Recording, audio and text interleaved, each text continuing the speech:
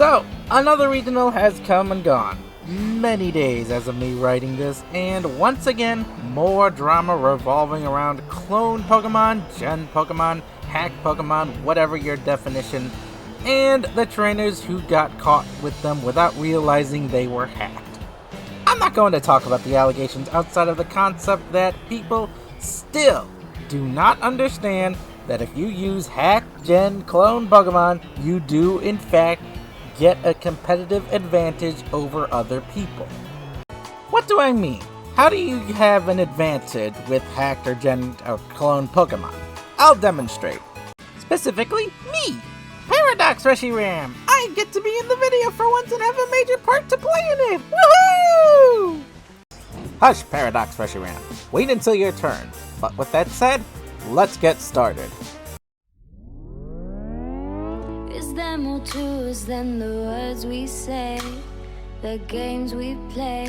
Can we know that we're not dreaming? So, let me start off by saying, in regards to the two trainers who were disqualified from the recent regional about a couple days ago, if not a couple weeks ago, they went on record saying they weren't aware of the fact that their Pokemon were cloned. And it was stated they had no intentions of breaking the rules. So, if you were, expecting a Velicify style rant, sorry, but, I don't do that here. I don't believe in branding trainers with a scarlet letter if they had no intention of cheating and were unaware that they were doing so.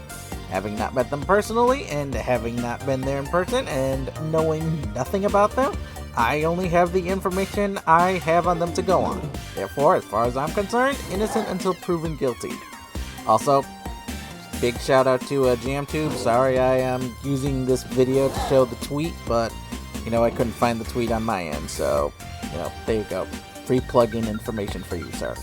With that said, people still argue over the fact that they believe that cheating in Pokemon isn't a big deal regarding hacked Gen or cloned Pokemon because, the stats are the same as normal Pokemon. There's no difference. It shouldn't make a difference where it comes from. But here's the thing, it does. Is it my time yet, main timeline Reshiram? No, not yet, Paradox Reshiram. Shut up. Read the script next time. Anyway, I'm going to state a simple, irrefutable fact that will be backed up by me proving it in the video. It is cheating. Because, yes, while you can generate, hack in, or even clone a Pokemon with identical stats to a legitimate Pokemon, ignoring any third-party software being involved, which is illegal by the way for competitive Pokemon VGC, you are in fact cheating because while your stats may not be any different, the amount of time you save by doing so is where the cheating aspect comes into play. In a previous video I made, I demonstrated that while cheating by genning, cloning, hacking Pokemon may have saved time, if you're a competitive player like me who grinds out Terra raids daily, you would have saved time but not much time. For me, it took me just over 6 minutes to get a competitive Pokemon ready, from scratch, including ability patch, vitamins, bottle caps, mints, mirror herb moves, and TM moves, as well as the Terra. It took about 5 minutes for my contact in the video to get a generated Pokemon ready. So, that's honestly not that big of a difference of time saving. But I do have to say I did make a mistake in that video by not saying that I was able to make that time because I had all of the resources already. In fact, I'm so loaded, I have almost 999 in all of my Terra shards, 9 million in Poke Dollars in the bank, battle items up the wazoo, and a huge stockpile of mints and everything else, including mochis and feathers, to perfectly build Eevee Train and Terra any Pokemon to competitive status, as well as reset their spreads in an instant a dozen times over at the drop of a hat. But what if I didn't have all of these resources available to me? How much time does one save if someone doesn't have unlimited resources and a bank that can train any Pokemon like I do? How much time does one get to save to focus on battling, learning their team, discovering flaws to make adjustments to rinse and repeat when it comes to the team building aspect? Because again, this is only if you're focusing on one team. What if you have to make adjustments constantly? That means resetting EVs, changing moves, Terras, items, natures, over and over and over for individual Pokemon. Well, let's find out. Paradox Reshiram, it is your time to shine. I'm ready, Freddy. Let's get... what's my task again? You, didn't exactly put down what my task is. In fact, you, didn't give me much of a script either. Paradox Reshiram here has never once competed in VGC. As such, he does not have the resources I have. So, Paradox Reshiram, your job is to create a Terra Steel Fluttermane with a timid nature, with an EV spread of 100 HP, 0 attack, 60 defense, 180 special attack, 4 special defense, and 164 speed, with a move set of Terra Blast, Dazzling Gleam, Shadow Ball, and Protect.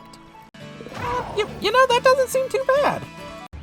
I will do the same, but since I don't have Fluttermane in my world, we'll start the timer when you catch the Fluttermane for yourself, and for me, the timer will start when I transfer this untrained Fluttermane from my box that I caught like last year and never touched into my party.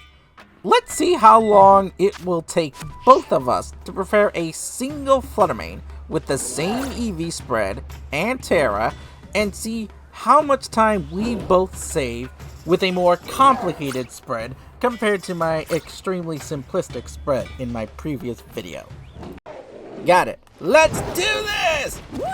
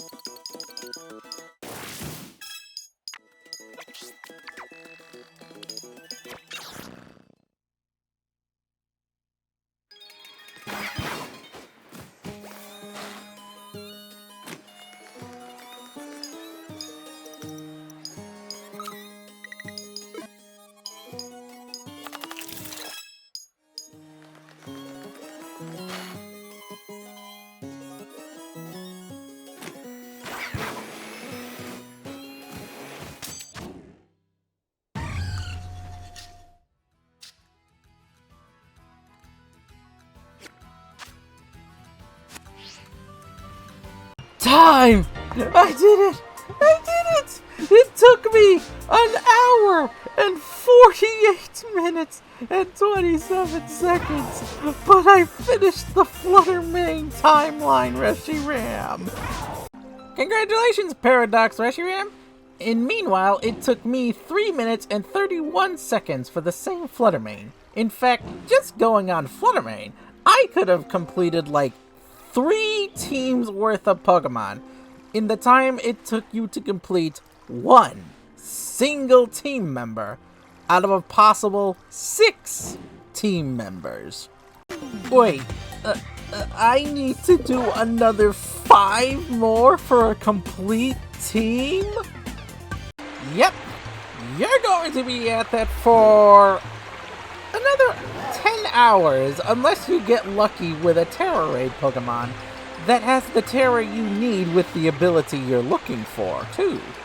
It took me over an hour just to get the Terra Shards alone! I had to do the day skip trick over 5 times to get enough dens, and I only got 2 5-star dens, one of whom I had to give up on because it was Camparaja with Iron Defense.